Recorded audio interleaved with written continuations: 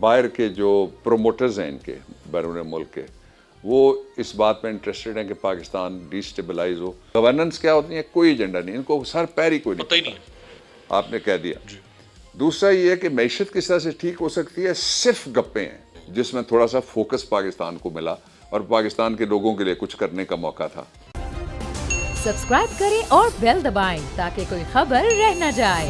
इमरान खान साहब तो वाज़े लग रहे हैं, यानी उनकी तो कोई कन्फ्यूजन हमें नज़र नहीं आ रही है, लेकिन पीडीएम की सूरत हाल ऐसी है कि वो जो हफीज़ जालंधरी ने कहा था, जो कि आपने हफीज़ जालंधरी का जिक्र किया पहले, कि इरादे बांधता हूँ, सोचता हूँ, तोड़ देता हूँ, कहीं ऐसा ना हो जाए।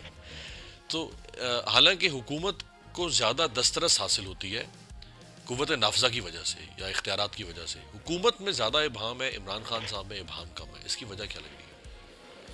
थैंक यू अमीर। बिस्मिल्लाहिर्रहमानिर्रहीम। पहली बात तो ये है कि जो पॉलिटिकल सिनेरियो है वो क्लैरिटी की तरफ जा रहा है। स्मोक स्क्रीन बनाने की कोशिश कर रही हैं तीन चार ताकतें हैं।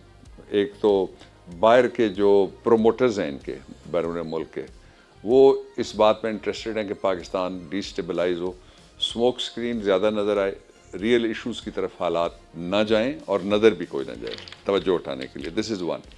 ये थोड़ा गहराई में जाने वाला सब्जेक्ट है, लेकिन जो बात कहने वाली थी वो मैंने कह दी है। दूसरा ये है कि ये गवर्नमेंट, इसके पास absolutely no agenda is there. तीन चीज़ों के बारे में कोई एजेंडा, गवर्नेंस क्या होती है, कोई एजेंडा नहीं, इनको सर पैर ही कोई नहीं, पता ही नहीं है। आपने कह दिया। दूसरा ये है कि मैशत किस तरह से ठीक हो सकती है, सिर्फ गप्पे हैं, और जो वो गप्पे मारने के लिए भी उन्होंने एक आदमी जो रखा वो नाकाम हुआ है, और तीसरी दफ़ा वो नाकाम हुआ है। ये बड़ी ज़्यादती हुई है पाकिस्तान के साथ कि इस तरह का एक क्रिमिनल जो बैरून मुल्क मफरूर था, उसको पहले आप NRO दें, फिर सरकारी जहाज़ दें, सरकारी जहाज़ में आपने बाहर भेजा था बुला के, उसने फिर बेड़ा गर्क करके रख दिया।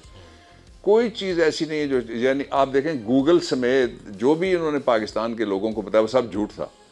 वो जिस तरह किसी ने कहा था ना कि शिकागो में दुकानें हैं, वो सारा झूठ ही निकला, तेरी ऊंची उड़ानें हैं, वो सारा झूठ ही निकला। तो ये सारा झूठ निकला। तीसरा ये है कि जब तक रोड मैप आपके पास, रोड मैप तीन होते हैं हर मुल्क को चलाने के लिए, एक डे टू डे चलाने के लिए जिसको आप आज का रोड मैप कह सकते हैं, एक मिड टर्म कह सकते हैं, और एक आप शॉर्ट टर्म के बाद मिड टर्म, और फिर लॉन्ग टर्म है। पर्सपेक्टिव प्लानिंग, कोई ज़माना था कि हमारे पास साउथ कोरिया आया था डॉक्टर महबूबुल हक साहब का जो 5 ईयर्स प्लान वो लेने के लिए, उस वक्त हम 25 साल प्लान भी हमने बनाया हुआ था। फिर ऐसा हुआ कि वो मार्शल लॉ ने ही हमें नहीं जान हमारी छोड़ी, और 3 अशरों से ज़्यादा जो था। फिर जब वो गए तो बीबी कहती थी ज़िया-उल हक की बाकियात, अब अगरचे उनके सारे जाके उनकी गोद में बैठ गए, लेकिन वो सारी जो बाकियात थी उन्होंने फिर चिपक गए। वो 35 साल वो ले गए, 70 साल तो ये चले गए, 5 साल आप उसमें लियाकत अली खान साहब शामिल करें, आप कायद आज़म रहमतुल्लाह अलैह शामिल करें, और कुछ छोटा मोटा और शामिल करें जिसमें थोड़ा सा फोकस पाकिस्तान को मिला और पाकिस्तान के लोगों के लिए कुछ करने का मौका था। ये वो अमूमी हालात हैं। अगर आपको हमारी ये वीडियो पसंद आई है तो लाइक पर क्लिक करें। देखिए, ये तो उनकी वालदा से इंशाल्लाह कराएंगे। अभी जो मुल्क की सूरत हाल है वो आपके सामने है।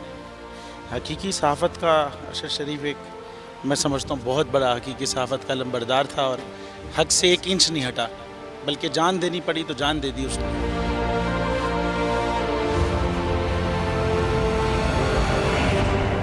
तो ये यादगार क्या हमारे दिलों में रहता है, वो ये तो सिर्फ एक दस्तक देती रहेगी यादगार। मैं समझता हूँ कि जो रुके तो कोहे गिरां थे हम, जो चले तो जहाँ से गुजर गए, रहे यार हमने कदम कदम तुझे यादगार बना दिया। ये अरशद शरीफ के लिए मेरे ख्याल लिखा गया है।